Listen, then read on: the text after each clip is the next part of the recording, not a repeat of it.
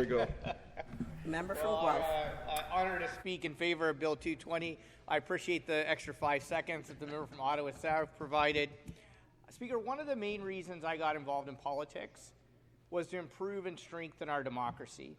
And one of the reasons I chose to get involved with the Ontario Green Party is that it was a party that talked about getting big money out of politics and talked about reforming our democracy by bringing in proportional representation. So the composition of the legislature would reflect the democratic will of the people. And one of the reasons I've always supported public-based per-vote funding is because it shifts the funding and power from large donors and special interest groups to voters and the people. And I think that is more democratic.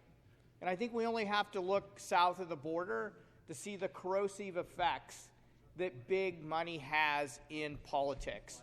And I'm so grateful in Canada that we don't have elections dominated by billionaires and millionaires, because we have spending limits and campaign donation limit systems in place, unlike what the U.S. has.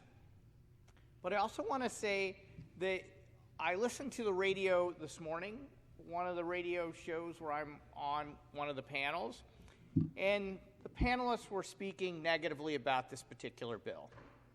And I want to remind those folks, I want to remind the public listening today, that prior to per-vote funding in Ontario, we had a pay-to-play system that essentially meant that the party of the day was assigning funding targets to their ministers in particular. And you had big ticketed events where people were forced to pay large sums of money to be able to have access to people in government. And I remember being the leader of a nonprofit organization, and one of the things we struggled with was, should we attend these fundraisers? Was it even the right thing to spend money on? But how else are we going to get access to government unless we did that? And so I just want to say I'm grateful. I'm grateful. I'll be critical, but I'm also grateful that the Premier of the day, Kathleen Wynne, recognized that that system was wrong. And I want to give her credit for actually calling me into her office and helping rewrite our fundraising laws in Ontario. And when I went into her office, I said there are 3 principles that should apply.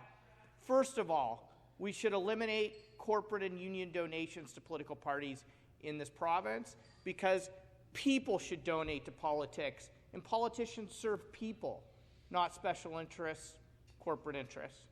The second thing I said is we have to dramatically lower donation limits to create an even playing field for voters across the province. And the third thing I suggested is that we have public per-vote funding so that everybody in this province who votes has an opportunity to direct their donation to the party they choose. And like the Attorney General, I've knocked on many doors over the years and had many people tell me my vote doesn't count. And I think if we change our electoral system, we could help solve that problem. But at the very least, having public funding provides an answer to say, yeah, your vote does count. At the very least, you're able to direct a donation to the political party you support. And to the Prime Minister, or Premier Wynne's credit, she brought in those changes.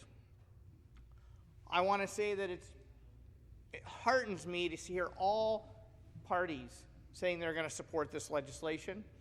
I want to thank the government for bringing it forward, but I also want to say there needs to be a balance.